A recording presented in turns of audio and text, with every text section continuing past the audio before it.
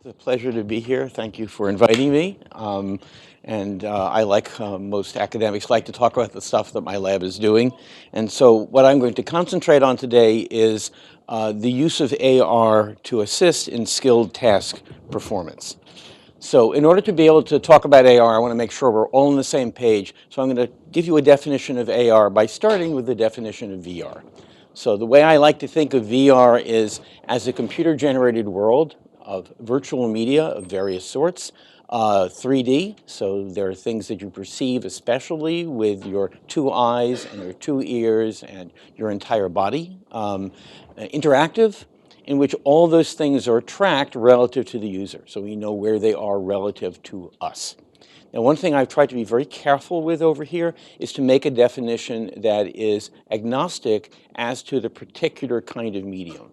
So you'll hear a lot of people define VR in terms of visual stuff. And while most of what I'm going to talk about is indeed going to be visual, I wanted to at least be non-visually chauvinistic when I introduce the topic. So what is AR? AR is basically all of the above and then some. And the then some is that the virtual stuff is registered in 3D, aligned in 3D geometrically, and as well also photometrically with the perceptible real world. So again, I've tried to maintain that lack of visual chauvinism over here, even though most of what I've shown you so far and most of what I'm going to talk about are things that really appeal predominantly to your eyes, maybe secondarily to your ears, and in a distant third to your sense of touch, and haptics in general, and then of course ultimately, but not right now, also to your sense of smell and taste and all that other kind of really good stuff that people don't do quite as well as they do the other media. So, in my lab, a lot of what we concentrate on is user interfaces for augmented reality. So we've worked in navigation, building a big monster backpack-based system back in the mid-90s so we could walk around and see information about things outside. We like everybody else, we love games and entertainment. This is an example of a marble maze in which you're manipulating a patterned piece of board, and the system is adding the virtual stuff, the sounds and the sight of the virtual things that move around as you tilt and move the board. And then task assistance, which is what I'm going to be concentrating on, which is using AR to help people perform tasks, explaining to them where things are, which things need to get done, how they need to get done, so that we can have people perform tasks in a way that's more efficient, that's more effective than when they are presented with information in some other way. So that said, what I want to do is basically talk about a set of different things that we've done in my lab. And I'm going to start with talking about remote task assistance. This is a very classical paradigm in which in many, many fields we have the notion of a remote person. And I'm going to be talking about that remote person using the industry standard acronym SME, which stands for subject matter expert. So there's someone who knows something, they're expert in something. And usually it's great to have an expert when you're not an expert. And what the idea is we want to have that subject matter expert be remote from a person who is sort of the boots on the ground, who actually is doing some task and would like to be assisted by that subject matter expert. And so one thing we're particularly interested in is how do we do this not just for tasks like maintenance and repair and assembly, which this sketch kind of speaks to, but I'd like to be able to do it in a way in which that remote person doesn't need to have, for example, a copy of the environment, a physical copy of the environment in which the person really physically is located who's going to be doing the task. I'd like to have that remote person be able to have and need to have as little as possible in terms of the stuff, the physical stuff that is involved in doing the task. And part of the reason I want to do that is we're thinking in terms of who is this designed for. You think about a company in which someone joins the company and they learn how to and maybe even work on developing some particular technology. Years pass, decades pass, they're getting better and better and better. They're basically the go-to person for perhaps a whole bunch of different pieces of equipment. And then as they get more and more expert and they're maybe less interested in traveling the way they might have been willing to or basically told to when they were younger, there comes a time at which they want to retire. And there's no amount of money that's going to make them decide to come in, every day at 8 o'clock or 9 o'clock in the morning and do the work they've been doing. They want to play with their grandkids and do other fun stuff like that. And so what I'd like to do is to imagine a world in which you can say to someone who's getting ready to walk out the door, basically, hey, what if you were willing to maybe one day a week, just tell us a little bit of advance notice, it could be even a day or two in advance, work from home, right?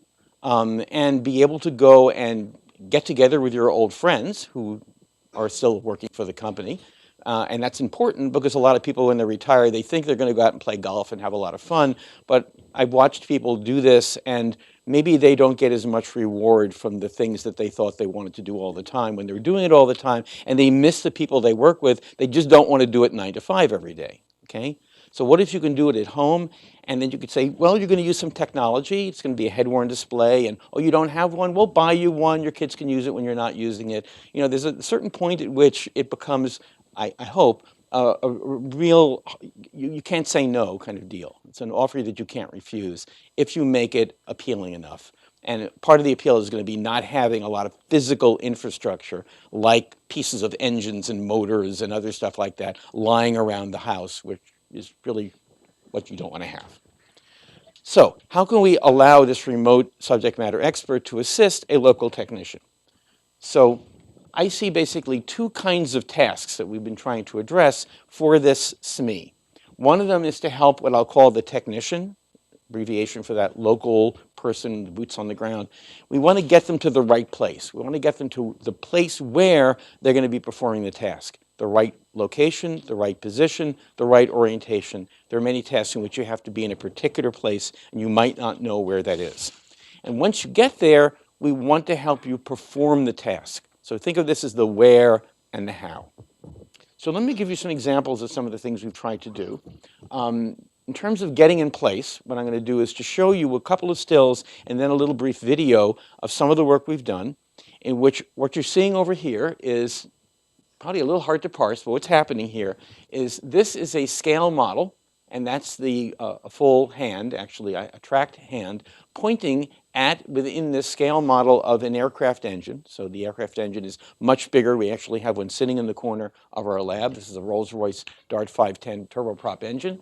And these little guys over here represent positions and orientations from which you would need to go as the local person to view this engine or the right parts of the engine. And this little abstract thing here, a little sphere with a little pyramid sticking out of it, is actually a representation of the tracked head of the local person. So this would move around as seen by the remote SME.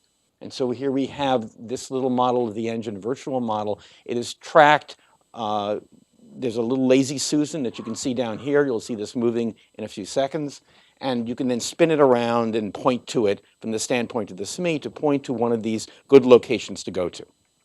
So when you point to that, what you're going to see in the video is this is actually the real engine itself. This thing that looks kind of like a splayed picture frame window is going to appear in the environment, and it's going to be a cue for the technician to walk over to it and look through it, where they're now going to be in the right position and orientation, and our SME is going to show them what to do. All the while with voice communications, because that's the easy stuff. You don't tell that to the people at Skype, and you all know how bad that can be when it doesn't work well. But there's a lot of people working on making that stuff work really, really well. So we have a pretty good handle on it.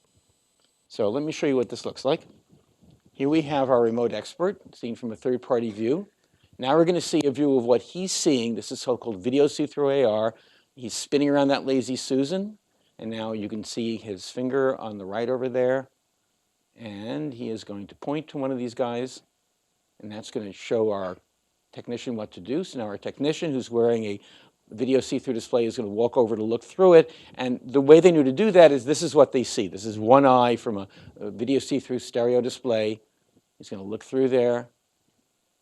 And now you're going to see the hand of or a representation of the hand of the remote expert pointing with this extended kind of arrow sticking off of their finger, and they're going to point at something, and they're talking with a person, and they're going to be able to go and give them some advice. So this is stuff that we did a couple of years ago, And one interesting thing about this is the way people responded to this picture frame window. And so we want you to look through it. That's your instructions. And it turns out that different people do different things when they encounter that picture frame window. There's some folks who just go right up to it and they like practically stick their head through it and they're looking and at something, right? Now there's a certain amount of slop there. We were trying not to say you have to be exactly here, looking exactly in this direction, because there are very few tasks, like bore sighting, for example, in which you really have to be that constrained. But the result was we had some people who did that looking right through the window. We had other people who spent a lot of time in museums. They know if you get that close to a painting, a guard's going to get very angry. And so if it's sitting over there, they kind of step back a little bit and they keep a respectful distance. And they're much further back than we'd like them to be. And we didn't want to go and try to verbally explain what it is we wanted you to do. So we're looking at just general this idea of how do I get you to a place that actually is a range of possible positions and a range of possible orientations. So what we ended up with is this work, creating what we call a ParaFrustum. And it basically is a generalization of the familiar view volume or frustum that we have in computer graphics, in which it's a truncated pyramid, there's a single center of projection, there's a particular direction in which you look, and the idea is that that would be one way to tell you where we want you to be, but it's going to be very precise. Exact position, exact orientation, and again, for many tasks, we don't want that. So what you're seeing here is a visualization of this mathematical thing. Basically, there is a big ellipsoid over here. Its size, its orientation, its shape, basically would be determined per task, and it is essentially a target for the head. We need to get our head inside, and here I have one of my lab members wearing a video see-through display, but if he were standing where this image were taken from, this is what he would see, obviously minus himself, sitting there in the environment, and it's a target, get your head inside of it, which people tend to do quite nicely. The smaller it is, obviously, the harder the task is going to be. So now your head is inside, we want you to look in the right direction, and we have what we call the tail volumes. This is our head volume. This is our tail volume. It's also an ellipsoid. It also, depending on the task, would change in size, position, orientation, both absolute and relative to the head volume over here. And I'll tell you in a couple of seconds how we use the tail volume to constrain your orientation. And then we wrap the whole thing basically in a big convex hull, and you're seeing in the parts that aren't actually part of these ellipsoids, you're seeing these little ribs that go around the outside that make it a little bit more visible and that have a purpose that you'll see in a couple of seconds. So this is basically a way that we have of representing this range of very, very large, generous targets to very, very tiny targets for the head that are going to be very, very difficult, perhaps, to precisely get ourselves into. So what I'm going to show you is a little video of this thing in action. Since the video is going to go by very quickly, I want to just show you a couple of stills from a slightly different video. But it's a video of the same general notion. This is our ParaFrustum. This one has a relatively small head volume and a much bigger tail volume. And so this is our view from one eye of our local technician. Here they are getting closer, trying to get their head inside so they can see that volume being projected bigger. Here they've gotten their head inside. They can see this tail volume, which is very faintly outlined in red. It might be very hard for you to see right now with the lights on. And in fact, they want to have it be entirely within their field of view, okay, if it's possible to do that. So this is an example of that happening. Their head needs to be inside here, and if their head is inside here, inside that head volume, and they see the entirety of the tail volume, then within a matter of a second or so, you're going to see the ribs go away, and that's the sign that everything is okay. But because the head volume isn't physically constraining, it's all virtual, you could stick your head all the way through the other end. Now it's behind you, and then to let you know that, we start making, and that's what's happening over here, that tail volume starts glowing this very angry red. The closer you get to it, the redder it gets. And we also want it to be fully inside, and if it ends up cutting just the top but not the bottom, or just the right side but not the left side, then you'll see these little white things around the outside that indicate you don't want that, you want it to be inside. And in fact, we have a heuristic that says we want to have that tail volume either fully inside your frustum or outside on both the left and the right, or outside on both the top and the bottom. It can't be outside on only one side and be capable of being pulled in so that it isn't outside on both of a pair of sides. And it's just a heuristic for wanting to be able to see as much of it as possible. And here we have the person having pulled back, having centered it better, and you may or may not be able to see this very thin red outline, which is basically outlining where the tail volume is. And now we have a range of motion that we can have that will be okay. So let me actually show you this in action. So we're looking through one eye of our video see-through display, and we're putting our head inside of this. As soon as that yellow goes away, we're now inside. And now for the interest of the video, we're going to go too far. This is really bad. We're very insistent. We push in all the way, and now we're showing you when we're cutting on the top, bottom, left, right, etc. Just on one side, you get that little white thing. We're going to pull back. Now we're okay, and now we have this range based on the size of the head and tail volumes of what we can see. And then we pull out again over there. So this is an example. This is a particular visualization of this kind of mathematical definition of what we call a parafrustum.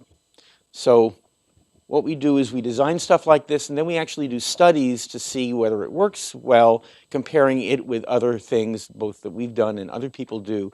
And what I'm going to do when I talk about the studies is these are all things in which we do pilot studies, and we come up with hypotheses, and then we test the hypotheses, and we watch out for type 1 errors, and we do all the classical kinds of things. If I spent my time going into all that stuff and going through all the hypotheses, I wouldn't have enough time to talk about the rest of the stuff. So I'm going to cherry pick just a little bit without explicitly stating the particular hypotheses that we were looking at.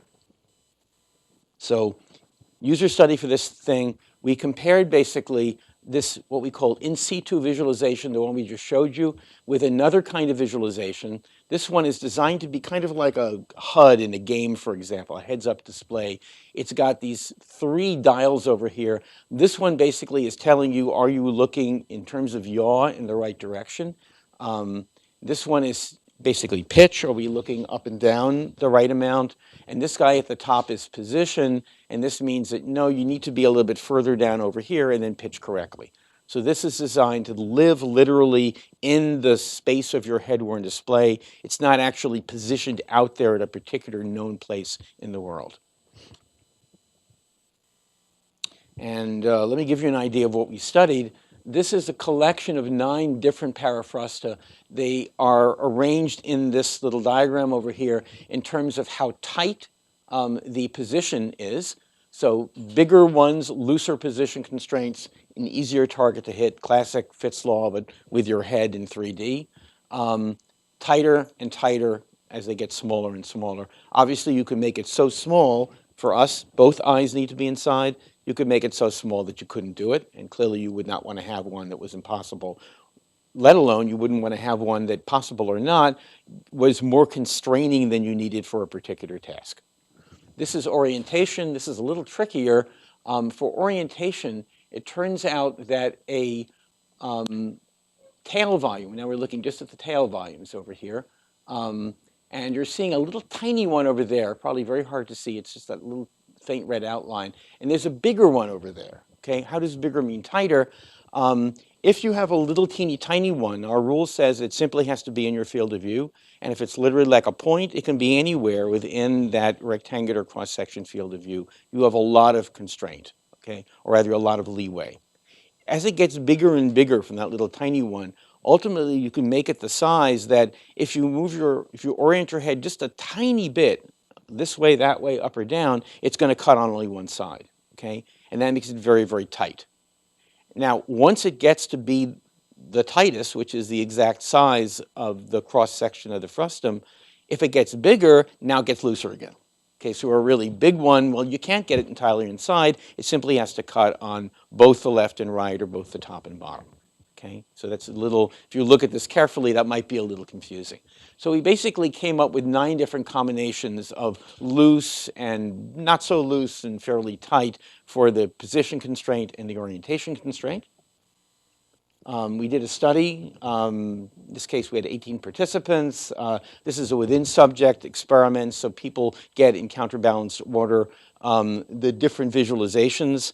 And for each one of our participants, they got to see the two kinds of visualizations that I mentioned to you. There were 6 targets, 6 places where this parafrustum could be relative to, in our case, this aircraft engine. And there were, at those different places, 9 different combinations that I just showed you of head and tail positions and orientations and sizes. So there were 108 not 52 times, 54 times 2, 108 different combinations that were given to each one of our participants. And so the take-home lesson over here, looking at these charts, is that this guy especially, okay, this is a tight orientation constraint, that when you get that really tight orientation constraint, things take longer, okay? This is hardly surprising. It basically fits law. Little teeny tiny targets, hard to reach targets, are going to be ones that are going to take longer than larger targets. And so basically, if you think about it, a tight position, tight orientation parafrustum is approaching, and in the extreme, in the limit, is literally just a specification of a frustum. I need to be exactly here. I need to be looking at exactly in this direction. And that indeed, as you might imagine, can take a long time to satisfy than something which has much, much looser constraints. By the way, we did this in stereo. And so for us, we were talking about, since we have 2 frusta, one for each eye, we were using the intersection of those 2 frusta. We wanted things to be seen in both the left eye and the right eye, which makes sense for a lot of tasks, especially ones that need stereo. Yes? Sure. Is there an AR reason why it matters what angle an operator is looking at something from? Like, why not just highlight the component? There's not a couple of things. One is that this is not so much an AR reason. The angle that you're looking at something from may need to be a particular angle for a particular task. So if, in other words, I'm looking at a piece of equipment, right? And there's some way in which I need to see if it's aligned properly, and the right way to see that is to look at it from a particular angle, then simply highlighting the piece of equipment isn't enough, because now I know you're looking at it, but you're not looking at it from the right position, in the right orientation. Okay? Does that make sense?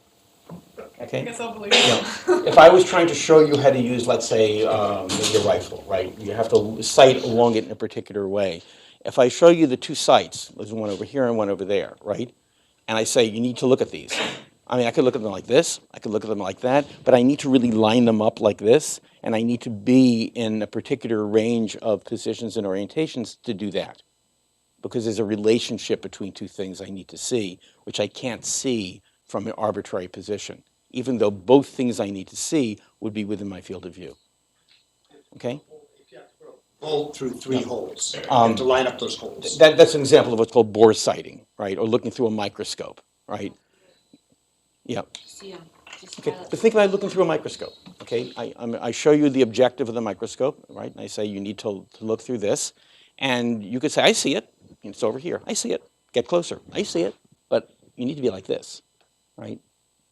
So there's an orientation and position you need to be in, even though you can see that single object from a whole wide range of different positions. Let me give you another example, okay? This is a fairly loose constraint. What I'm doing right now, I can be over here, I can be over here, I can be looking at various people. These are all perfectly reasonable things for me to do giving this talk, okay? On the other hand, if I were in the corner over here, like this, unless there was a really good reason for me doing that, that's weird, okay? I shouldn't be doing that during a talk, okay? And so I could show you, again, in terms of orientation, the speaker should stand over here.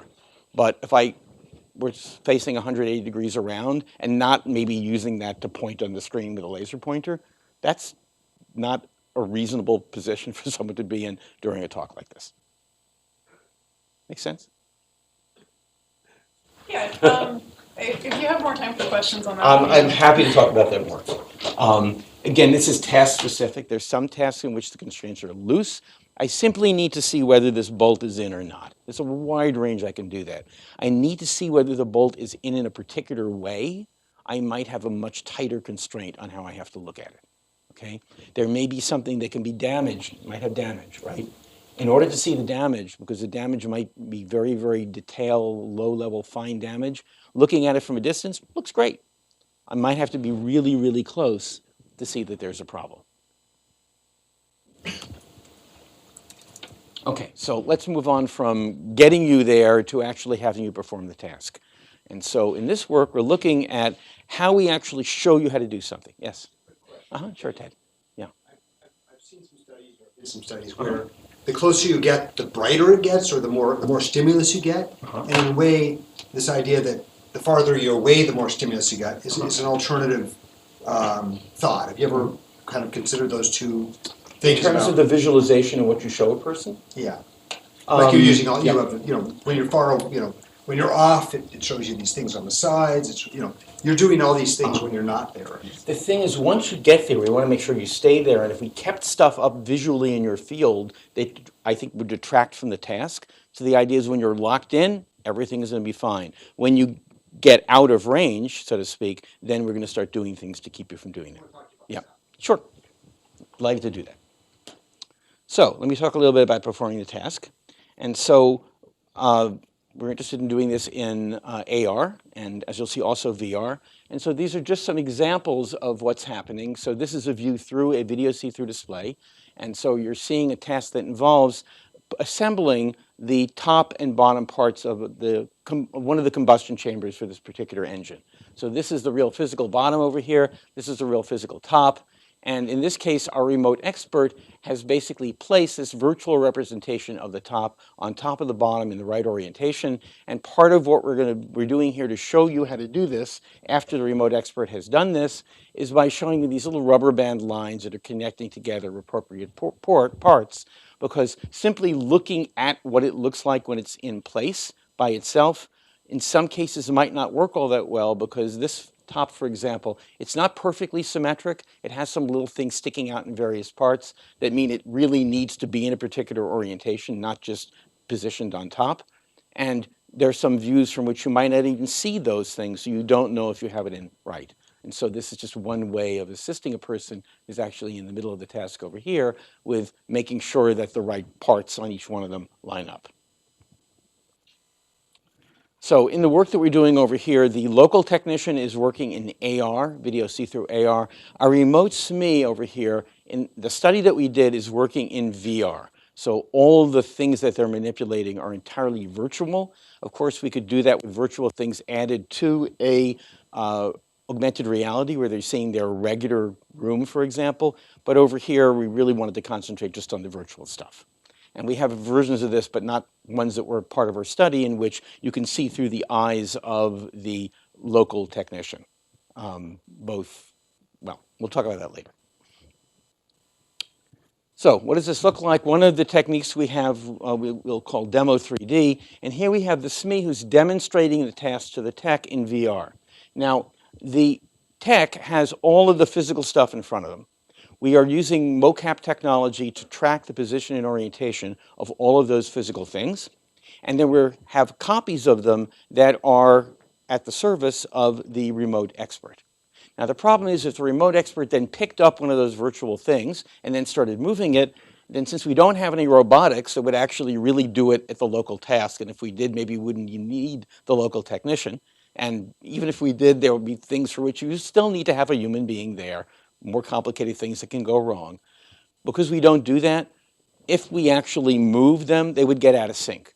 And so when the remote person goes to pick something up, what they really do is they clone it, and now they have a clone copy they get to control that they can have the local person see without them moving, of course, the copy that really is controlled by the local technician. So let me show you what that looks like. So here, you're seeing the SME's view. They're picking up that more transparent clone view. They're positioning it over there. And that's what's happening from the standpoint of the remote person. Remember, they're able to talk with each other. So what does our local person see? And so you're going to see in a second a view through, or an animated view through the eyes of our local technician.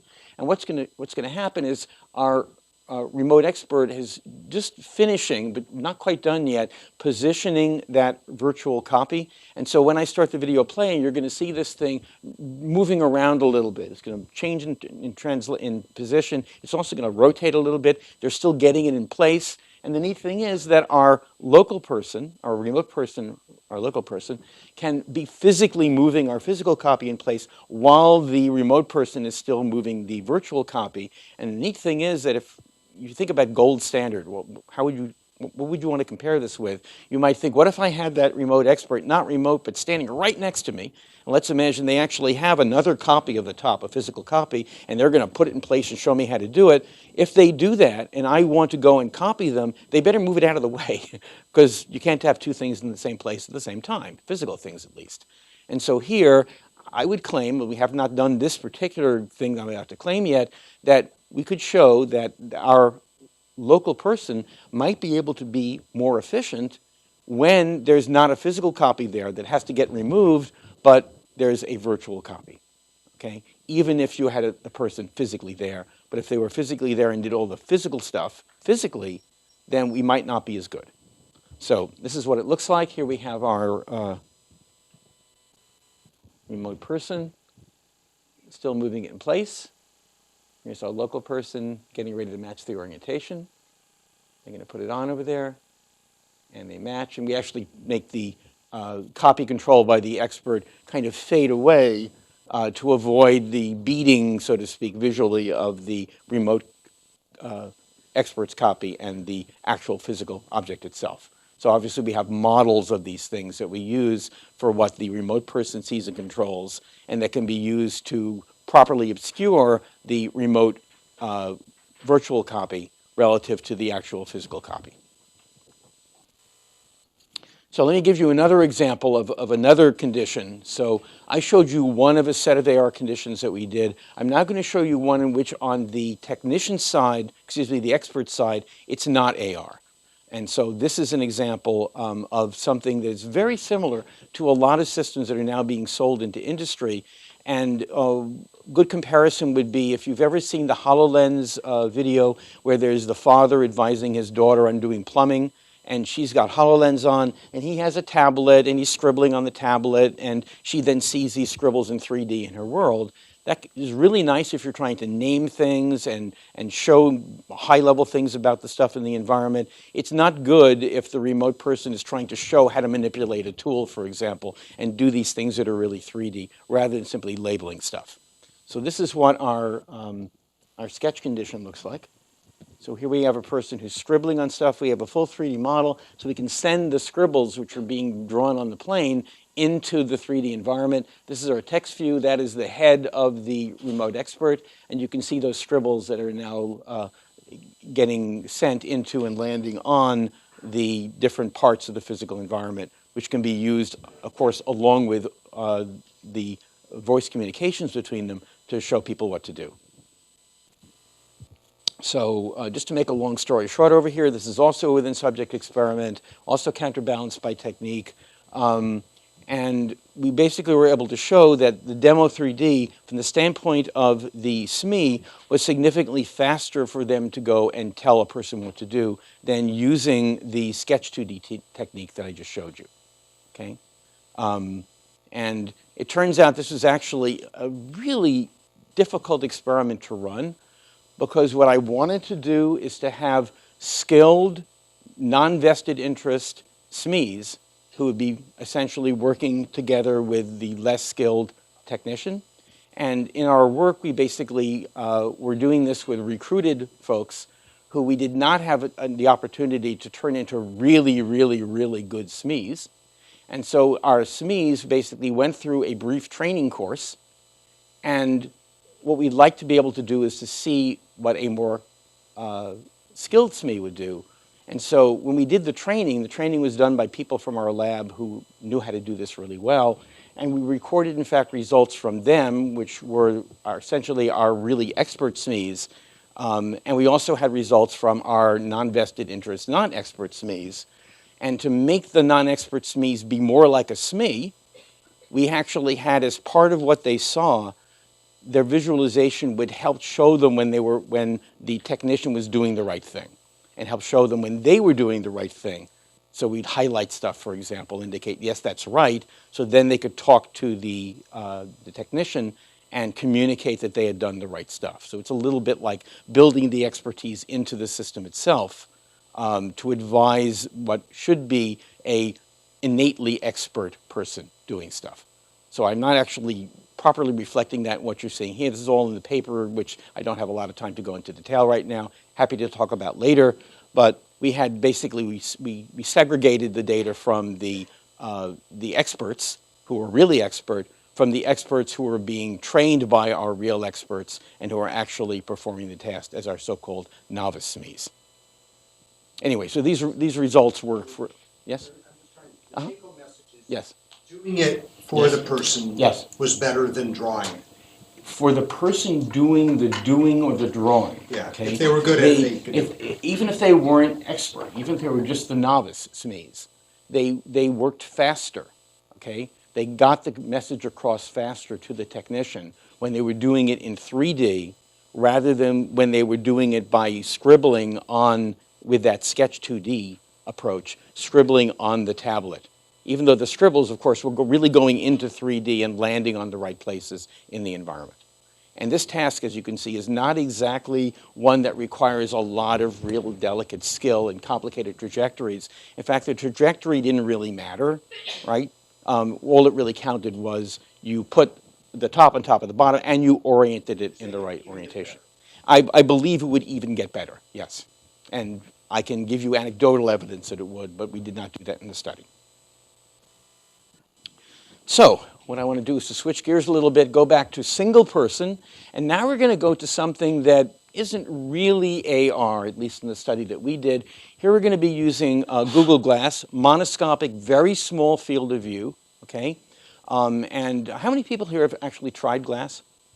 So I see a majority of you have. For those of you who haven't, you have probably seen advertisements, that's really not fair, not from Google. You probably have seen even papers in which people show you what it looks like looking through glass, and a lot of them lie in terms of the field of view. The field of view of glass, if you hold your hand out like this, make a fist, okay?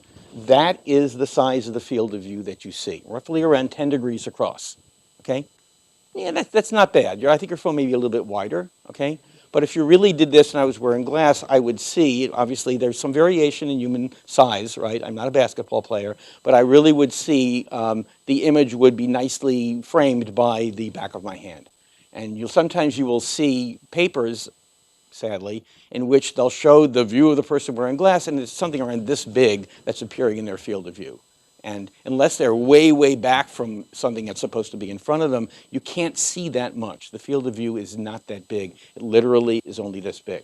So the problem with this is, in the task that I'm going to show you over here, this is one that involves pure orientation, okay? So you can see basically one of my students holding this little object that's going to be, needs to be oriented. You're now seeing a view shot with a camera through glass, okay? So that's a real image. That's not using the software that gets provided for you to make images that look like they were seen through glass. You can see the size of his hand. You can see the size of the task object itself. And if we were trying to actually annotate by overlaying the task object with any kind of visuals, you couldn't do the whole object. This is not even all that big. You could do a little teeny tiny piece of it. So we wanted to not restrict ourselves to having annotating just a little tiny part of it. And so what we did actually is we did something a little bit more classical that happens in documentation. We show you a picture that shows the entire object, obviously not at the same size as the real world, obviously not tracking the thing in the real world, even though we are tracking that object, okay? So we see it actually move as you are being shown how to do stuff. So let me show you what this looks like. I'll show you a little video of what it looks like being shot through glass, and then I'll talk about what it is that we're trying to do. So this is a person manipulating this tracked object using a particular visualization that's designed to show them how to orient the object from whatever its starting orientation is to a designated destination orientation. So let's see what's happening over here. in this exploration, we had this very, very specific task, orient something, okay, to a destination orientation. You can think of in the real world, this would correspond to something like, what's the expiration date on this product? I've many times held something in my hand, and I've put a lot of effort in trying to figure out where the hell it is, okay? And it differs from one thing to another. What's the number that the university stamped on this object to indicate that they actually own it, and they're gonna stop by every now and then to look at, and they don't remember where they put it. You have to go and, figure out where they actually put that little number, okay? So there's many tasks like this in which it would be nice if we could do it really quickly. And so in this work, we came up with a bunch of different ways to do this. We tried to think of all the ones that would be relatively easy to think of, and we tried to see how could we maybe combine and build on some of the more obvious ones to make something that would be as good as we can make it. So I'm going to show you basically just two of these techniques, okay? The first one is one I think that your typical geek is going to come up with, right? I want to orient from a current orientation to an arbitrary destination orientation. How many rotations does that take? Exactly one, okay? But it's going to be about a very specific axis. Courtesy of Euler, we know that you can orient something to any destination orientation with one single rotation. It's just that the math gets to choose the axis and the number of degrees that you go around it. So optimal rotation about one axis. In this particular visualization, the axis is being shown as this little barber pole cylinder. The direction and magnitude are these little dynamic curved arrows. We're continuously updating what you're seeing because we're tracking this tracked object. We're doing little things like making sure the arrow tip is always facing the user. Clearly if we didn't do that right, the arrow could even be blocked by the object if we did this in a way in which we weren't careful about stuff like that. It turns out that doing this is actually, if you were a robot, I think this would work really well. As a human being, you're not physically constrained. It's really hard to go around that exact axis, let alone this is not even being seen in stereo, right? You're seeing the visualization in mono. So this can be a bit tricky, okay? And especially as you get closer and closer, the axis, you're getting a little bit off, and then there's a new one you have to go about. And it turns out that we've put a lot of effort into trying to do a really good version of this, and I think we came up with a really good version. It doesn't work all that well. So let me show you what this looks like. Here we are rotating, the arrows are closing down, and so it goes green when you actually have done it right, as you're seeing over here. So this is one of the ones we came up with. This is actually the one that ended up being the best, and it was a result of a lot of iterations and a lot of testing and refining. In this work, we have basically two dynamic control icons. We call them handles. They're these little barber pole-like things that are sticking out of the object over here and here, okay? They're high visibility. You don't actually hold them because you're holding the object in your hand, okay? They're simply there virtually. Now, the idea is you need to get those handles into these targets. The targets are these two little toruses, okay, two little rings, and those rings are always on a horizontal line. They're always exactly where you're seeing, always in front of the user. They're never going to be blocked, okay? And then it turns out that once we know and we constrain where they're going to be, that constrains the legal places in which you can put the handles that need to go and rotate into them, okay? And we then can put the handles in places in which they themselves also are not going to be blocked. So your task as a user is you're told you have to rotate the handles of matching colors into their ring. So the red one needs to go into the red ring, the blue one needs to go into the blue ring.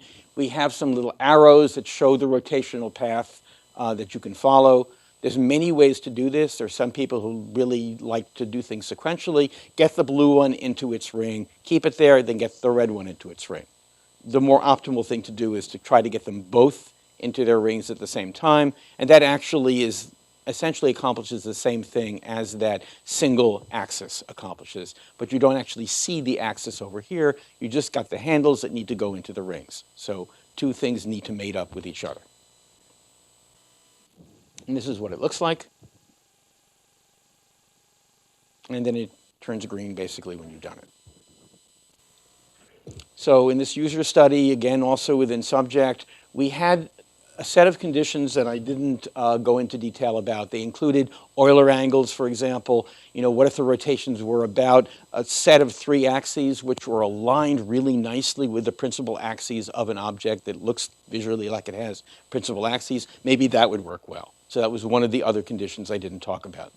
In order to be able to do this, another condition was animation. So let me show you an animation of it going to its end position, or rather end orientation, right? Is that going to work well? We had an additional control, which is simply showing you a tracked view of the thing you're holding in your hand, showing you the destination, okay? No additional stuff. That was like the leanest we could come up with, and that was a 5th condition. So in this work, we had an acceptance threshold of around 8 degrees, which pragmatically ended up being, when people tried the task, the thing that we could really expect everyone to be able to go and do. Once we had a tighter constraint than that, a lot of people had difficulty really matching it and maintaining it. So the end result, or one of the end results, yes? Of what the learned result was post. You've gotten somebody to be able to rotate something into a particular orientation. Yes. Ultimately, hopefully, at least for a lot of the use cases you were describing, you want the person to have learned how to do something, right? They have right now. They have a lot of artificial help in getting the thing into the correct orientation, but have you studied what happens after you then remove the AR equipment? That's actually a very good question. We did not do that. There are some tasks in which there really is a standard way of doing this for a standard something that you'll encounter a lot, in which case that would be a good thing to study. There's others in which for every single object it has a different orientation it needs to be in. You're going to see a very large number of them, and I would claim that actually having this assistance while you're performing those tasks, okay, would be a good way to do this, as opposed to this being kind of like trainer wheels that later get removed. But you're right, there are tasks in which this would be how you would train someone, but later on you'd expect them to now know how to actually do it. But we did not do that retrospective study. So it turned out that in this work, and this was among the things we hypothesized based on doing a lot of pilots and really putting a lot of effort into refining the different techniques, handles was, as we had actually hypothesized, significantly faster than the other techniques. The interesting thing is that if you divide the actions that people do into 2 phases, a ballistic one and then kind of a fine-tuning one, and for us, we made the ballistic phase be up to the last 16 degrees, doubled our threshold for acceptability. The handles in the animate techniques end up being essentially neck and neck, as you can see from the side over here. There's no difference really between those over there. What wins is the fine-tuning. The handles ends up being faster for fine-tuning, sufficiently so that it actually ends up being significantly faster across the board. As opposed to the animation approach that I didn't show you, in which you see the object animating to its destination, and you basically are kind of copying what you're seeing in place. Okay, I realize I didn't show that. I'm happy to, after the talk is over, go and show you what the animation for animate looks like. So, to finish up, let me talk about one more thing that I wanted to mention. And that's that I've shown you a lot of things in which the idea is using AR, or in the case of the SME, actually using VR to accomplish tasks.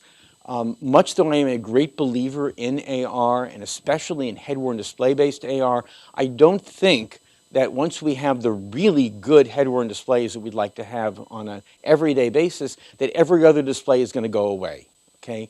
Technology really, once it gets a toehold, it likes to stick around. And there are many things that are going to make for the much better head-worn displays that will make for much better and less expensive large flat panel displays, and paint that will literally be a display, and carpets and walls that will be displays. I don't think they're going to completely go away. So one thing that we're interested in is what we call hybrid user interfaces, where we combine together different kinds of displays and devices to try to take advantage of their pluses and minuses. So this is just one still from a particular piece of work we did in which we're looking at a first-generation Microsoft Surface back when that name referred to a rear projected tabletop display. In this case, it's showing big maps over here. And these guys are buildings courtesy of Microsoft. These are 3D models of buildings in downtown New York. And the cool thing is that this is the bezel of the surface over here. These buildings clearly go beyond the bezel. And the way they do that is because we're actually looking through one eye, in this case, of a video see-through display. And we're tracked so that the head is tracked in the same environment as the surface itself. So as you're going to move around, you'll see these buildings actually being on top of their footprints that are being displayed on the surface. And that means that a person can walk into the environment who's not wearing a head-worn display, because much though I believe in this stuff, there always will be people who don't believe in it. And we want them not to see a bunch of people, moving around wearing head-worn displays, sharing a joke, so to speak. We want them to participate also. So in this case, if you walk in and you see people who they see this, you'll see the actual tabletop, and you can walk up and say, oh yeah, tell me more about this building over here. And you can point at it. In fact, it's a nice multi-touch display. And at least at the moment, all the things we can do with sensors that are head-worn, trying to track delicate finger things, they don't work as well as we'd like them to work. And as they get better and better, they might not ever work as well as that tabletop might be touch sensitive to determine the difference between what I'm doing right now and what I'm doing right now, in which I can feel the change in pressure, but it's going to take an awfully good set of sensors to determine exactly what's happening. Anyway, so this is one domain. I'm going to show you one from a different domain. Yes? AR class, they cannot block the things behind. They can only add more. This is what's called video see-through. Okay, so we're combining together camera views, a stereo pair. This is think about a VR display, but it has built into it a pair of cameras. And so the view that I showed you of that ParaFrustum before, that was using a particular display, the HMA1 that Canon makes, which is this insanely $125,000 head-worn display, not designed for regular consumers, right? That was a very nice example of a video see-through display where the cameras had their optics folded, so it was not as if they were really over here, but they were really kind of like where your eyes are, okay? So this is another video see-through display, and consequently, all the combining of the real world seen by cameras and of the virtual stuff created in computers is done in the computer and can be done in a way in which you can block completely, as opposed to with a semi-transparent view, the real world stuff, because it's just compositing stuff in graphics, okay? So let me show you one more view. This is something that we did last year. Student Pierre Amelot working with my group from a Polytechnique. And what you're going to see is a combination of a perceptive pixel display, the forerunner of Surface Hub, that's down on the tabletop over here, very nice, really sensitive multi-touch display. Microsoft HoloLens, which we're looking through, and a Leap Motion controller, which will make an occasional appearance when you see down somewhere around over here on the bezel as the camera moves, okay? And that's being used to do multi-hand stuff. Now, full disclosure, which people often don't make when they show you stuff shot through HoloLens, Microsoft makes it very easy for you to go and produce video that is the combination of the camera that's in HoloLens with the virtual stuff, with a wider field of view than HoloLens really has, and with the ability to have the virtual stuff completely block, as I just showed you before, the real stuff. That's not really what you see when you look through HoloLens, but it's just so easy to make it that way. And if I did it the right way, everyone would want to know why my videos look so bad, okay? So I relented. So what you're going to see here is a music exploration example.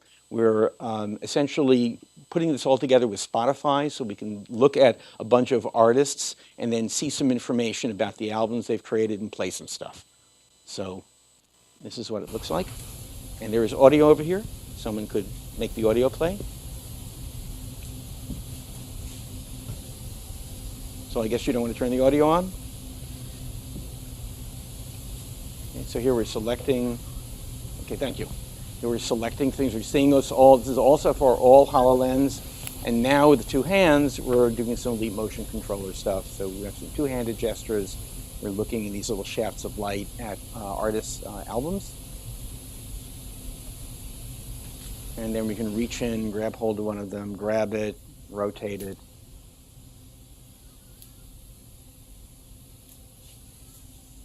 Select it, again, back to HoloLens. Play song. And then we talk to Spotify, and then it starts playing some Daft Punk. So the point over there is that this combination of different things, okay, I think can make for really nice interfaces where we don't ignore the fact that just because I'm wearing a head-worn display, there's really cool stuff in the environment, which will only get better and better. You know, higher and higher resolution, as it's already happening, lower and lower prices, bigger and bigger displays, denser and denser pixels. So, to wrap up, I've talked about AR for skilled tasks. I gave you some examples of some of the stuff that we've done in my lab. And what I'd like to do is to end by basically thanking the many colleagues that have participated in this and the funding agencies that made it possible for us to do the work. And at this point, I hope I have a little time left for questions. Thank you.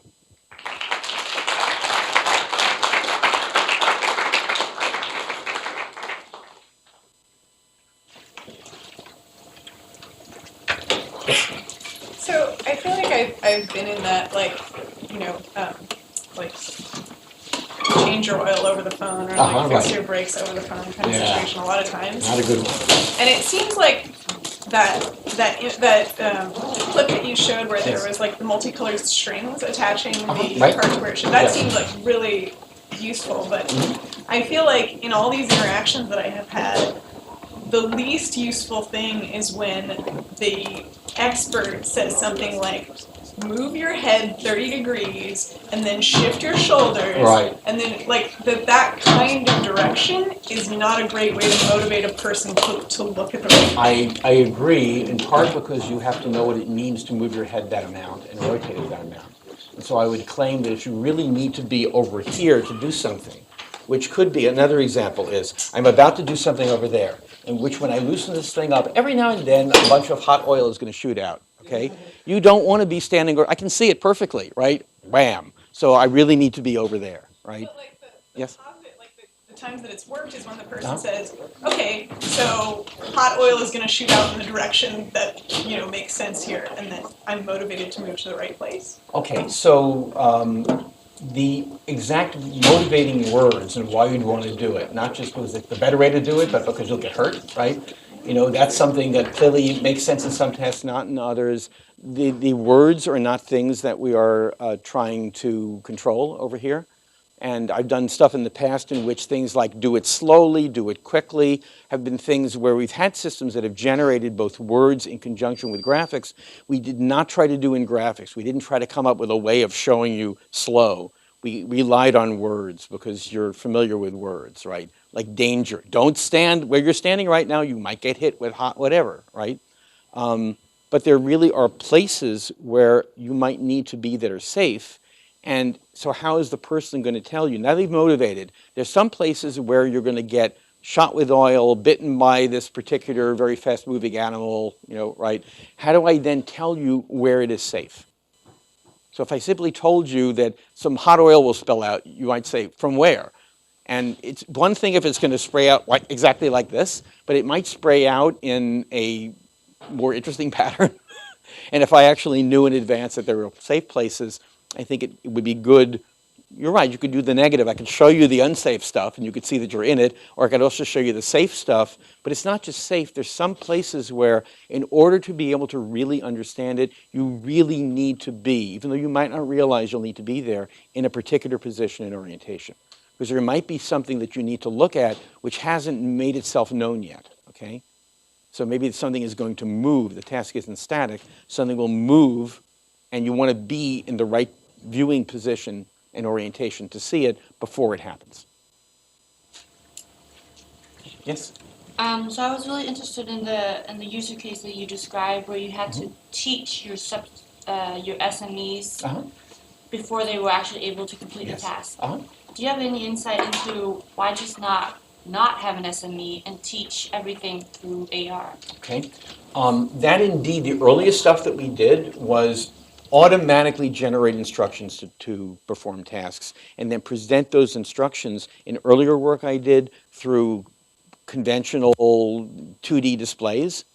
In the later stuff, through AR, because there's certain things that are a lot easier to do in AR, like just highlight something if I want to point out which one it is, okay? But the problem is that if the world worked exactly the way that we thought it was going to work all the time, we may be able to do that. But sometimes stuff happens, right? If you're working with a piece of equipment, the instruction manual tells you how to fix it, maybe if it's not been run over by something and badly dinged and damaged and hurt in ways in which you really need the expert to help you. And so, yes. First step would be that the system explains what to Yes. do, and then the Yes. second step would be dial up my Yes. SME. Usually when you send a person out in the field, you're not assuming that they're going to need constant hand-holding.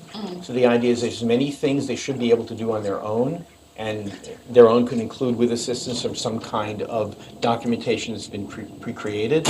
But sometimes things happen and you just don't understand it, and that's when you get that remote expert to help you. So this is kind of step 3 of problem solving, so to say. This would be if, yes, you're Yeah. right, that there's many cases in which you don't need that expert. The expertise is something that you've learned yourself for certain kinds of tasks, or has been built into the documentation. But we all know that there are some cases in which, all the documentation doesn't seem to help, and it really helps to have someone who actually knows more help us.